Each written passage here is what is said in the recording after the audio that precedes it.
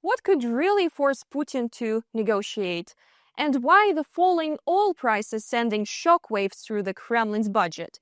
Two powerful stories you don't want to miss. Let's break it all down and put you in focus on these hot events. This is UATV English. Be sure to follow us on YouTube and socials to stay ahead of the curve. What could finally bring Vladimir Putin to the negotiating table? Not just for the show, but for real. The US is calling for dialogue. The EU is preparing a sanction strike that some call a Molotov cocktail. And Ukraine says one thing loud and clear: pressure works. But here's the twist. While Moscow pretends to talk peace, it's buying time to regroup and keep the war going. So, what kind of pressure really works on the Kremlin? And could the next 4 months decide the future of this war? Let's break it all down, because the stakes couldn't be higher. The United States is calling for continued dialogue between Ukraine and Russia. During the phone call, U.S. Secretary of State Marco Rubio expressed this position to his French counterpart Jean-Noël Barrot, according to a press release from the State Department. The two leaders also discussed ongoing efforts to facilitate an end to the war in Ukraine. Secretary Rubio underscored the importance of continued direct negotiations between Russia and Ukraine to achieve a lasting peace. From the U.S. Department of State publication. But for Moscow, peace talks with Ukraine remain a tactic to buy time and continue military operations without consequences. While the Kremlin formally engages in diplomatic efforts to end the war, U.S. President Donald Trump has yet to take new steps towards sanctioning the aggressor state. Meanwhile, Russia's ultimatum-like demands in its ceasefire memorandum reveal Putin's true intentions. One of Russia's main goals in these negotiations is to delay in order to gain operational advantages on the battlefield. The second goal is propaganda, directed at foreign audiences. Russia uses negotiations to signal to countries less invested in this war or trying to remain neutral that it wants peace and is ready for talks. According to Ukrainian President Volodymyr Zelensky, the only way to change the Kremlin's stance on negotiations is through increased pressure. He stresses that this pressure must include new sanctions on Russian oil and companies that continue doing business with Moscow. We understand that the Russians are trying to show that they're immune to pressure.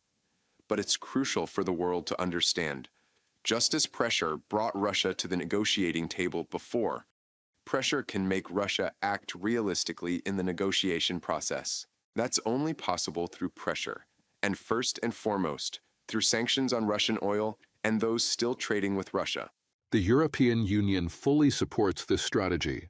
Member states continue to impose new restrictions and are gradually cutting ties with Russian energy, especially gas. According to Polish radio on June 17th, the European Commission will unveil its plan for phasing out Russian gas imports. Starting at the end of this year, companies will be banned from signing new contracts, and all existing long-term agreements must be terminated by 2027. At the same time, Brussels is preparing its 18th package of sanctions against Moscow.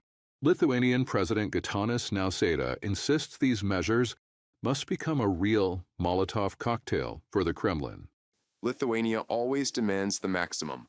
That means targeting all energy companies still pumping money into the Russian state budget: Nord Stream, Rosatom, Gazprom, Lukoil. The remaining Russian banks must also be cut off from SWIFT, along with the rest of the shadow fleet.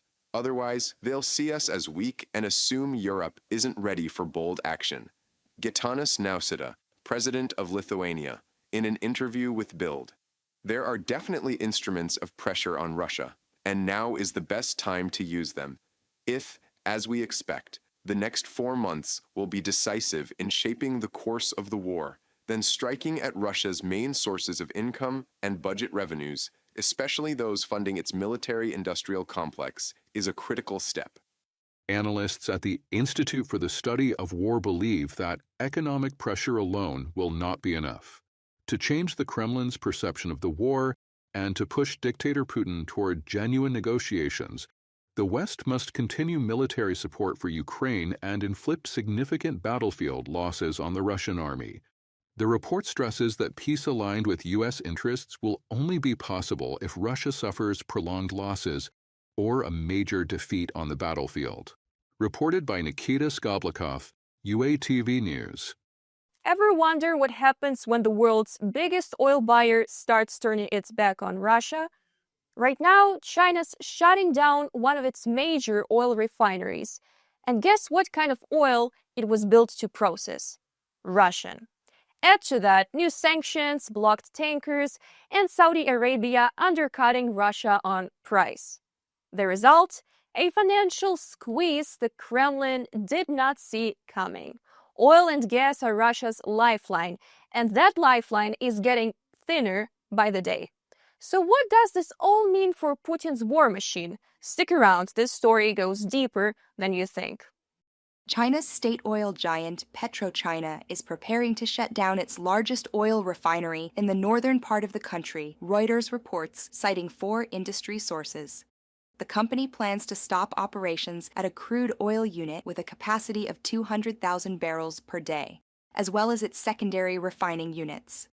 The large state-owned complex will be replaced by a smaller facility. PetroChina will switch off the 200,000 barrels per day number 1 crude unit at Dalian Petrochemical Corp on June 30th and the secondary processing units in the following month, said the sources familiar with the shutdown plan.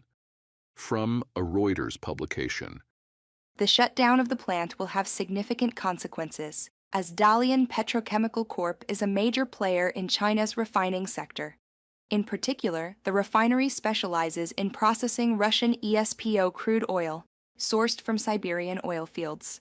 Although China remains the world's largest oil importer, in April 2025, it reduced its imports of Russian oil by 13% compared to April 2024, according to Chinese customs data. Compared to March, deliveries from Russia dropped by almost 6%.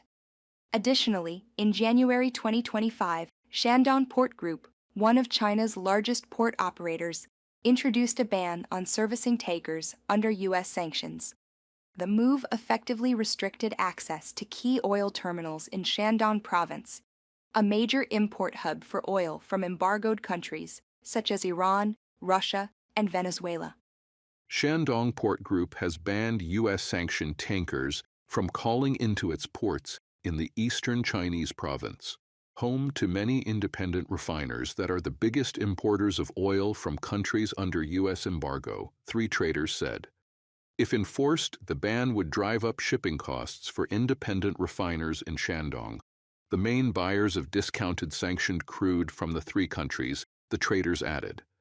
From a Reuters publication.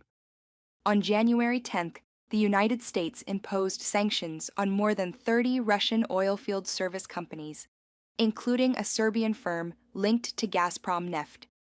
Several entities affiliated with Gazprom Neft and Surgutneftgaz were also sanctioned. At the same time, the EU and UK introduced their 17th package of sanctions against Russia, targeting the shadow fleet and critical sectors of Russia's military, energy, and finance. All of this together will seriously impact Russia's ability to sell oil and gas using its black, gray, and shadow fleets. These are the key goods driving Russia's economy and foreign currency inflow, the same currency used to finance its war against us, against Ukraine. Meanwhile, OPEC Plus countries agreed to increase oil production by 411,000 barrels per day. According to Bloomberg, Russia opposed the decision, but Saudi Arabia insisted on boosting global oil supply. For Russia, this means a substantial reduction in export revenues, and thus a significant hit to its budget. According to the Moscow Times, in the first 5 months of 2025, Russia's oil and gas revenues dropped by 14.4% compared to the same period last year, totaling just over 4 trillion rubles. Right now, Saudi Arabia is setting the price cap for petroleum products. They're offering very competitive prices, and the oil products Saudi Arabia is exporting to European and global markets are now undercutting Russia's shadow fleet. As new U.S. sanctions restrict Russian oil companies and tankers from supplying their main clients, Chinese and Indian refiners are expected to increasingly turn to Middle Eastern African, and American oil suppliers. Reported by Victoria Smirnova, UATV News. What do you think could finally push Russia to the edge? Let us know in the comments, and always stay in focus with UATV English.